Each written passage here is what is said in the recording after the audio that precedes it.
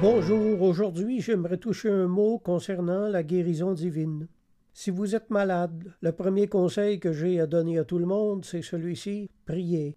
Vous ne savez jamais ce que vous pouvez obtenir avant de l'avoir demandé. Moi-même, j'ai été guéri d'une maladie qui m'a tourmenté pendant 10 ans. J'ai donné ma vie au Christ à l'âge de 18 ans. Quelques mois plus tard, j'ai entendu une petite voix intérieure qui m'a dit « Pourquoi ne me demandes-tu pas de te guérir ?» Alors j'ai répondu « D'accord, Seigneur, guéris-moi. » Et ce fut la fin de cette maladie. J'ai aujourd'hui 60 ans et elle n'est jamais revenue. Aussi, n'ayez pas peur de vous battre dans la prière, avec des larmes et de violentes supplications, afin que vous soyez guéris. Quelques mois plus tard, moi j'ai été atteint d'une maladie grave au rein et j'étais dans la phase terminale. J'ai prié pendant 1 année et ma maladie empirait toujours. Un jour, je lisais la Bible et je suis tombé sur un passage qui parlait de guérison. Et mon cœur s'est mis à se réchauffer.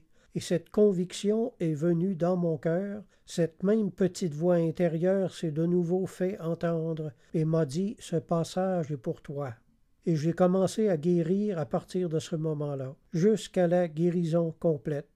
Il est écrit en Matthieu 15, verset 3, « Alors s'approcha de Jésus une grande foule, ayant avec elle des boiteux, des aveugles, des muets, des estropiés et beaucoup d'autres malades. On les mit à ses pieds, et il les guérit, en sorte que la foule était dans l'admiration de voir que les muets parlaient, que les estropiés étaient guéris, que les boiteux marchaient, que les aveugles voyaient. » Vous faites peut-être partie de ceux que Dieu désire guérir. Peut-être même que certaines personnes sont présentement en train d'être guéries à mesure que la foi entre dans votre cœur en écoutant ce message.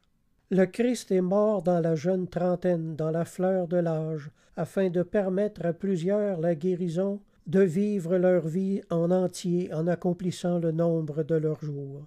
Ainsi les croyants n'ont pas à mourir prématurément et laisser de jeunes orphelins derrière eux, puisque le Seigneur est mort prématurément à leur place.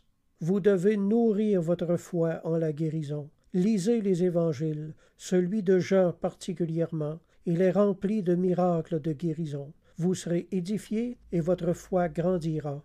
Si vous êtes relativement jeune et que le médecin vous a dit qu'il vous restait quelques mois à vivre, n'acceptez pas ce pronostic trop rapidement.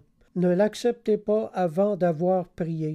Vous ne savez jamais ce que vous pouvez obtenir avant de l'avoir demandé. Les guérisons publiques que le Christ accomplissait étaient des démonstrations de l'amour de Dieu pour les hommes, afin de mener le peuple à la repentance et à la conversion. Selon qu'il est écrit dans l'Épître aux Romains, « Ne vois-tu pas que la bonté de Dieu te pousse à la repentance ?» Alors si Dieu vous accorde une guérison, c'est qu'il veut que vous lui apparteniez par la suite. Ou l'inverse, donnez votre vie au Seigneur maintenant et vous recevrez peut-être l'une de ses faveurs de guérison. Si ce message vous a parlé, fermez les yeux et priez avec moi.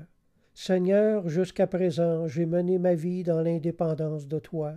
Je t'ai ignoré, j'ai péché de maintes manières, mais par ta grâce, je désire réformer ma vie et suivre Jésus. Je te prie de me guérir. Aie pitié de moi et je te suivrai. Amen. Je vous encourage à vous procurer une Bible et à retourner à l'Église. Si vous avez des questions, mon adresse courriel est jocelyn041@hotmail.fr. Alors je vous dis à la prochaine, gardez la foi et la foi vous gardera.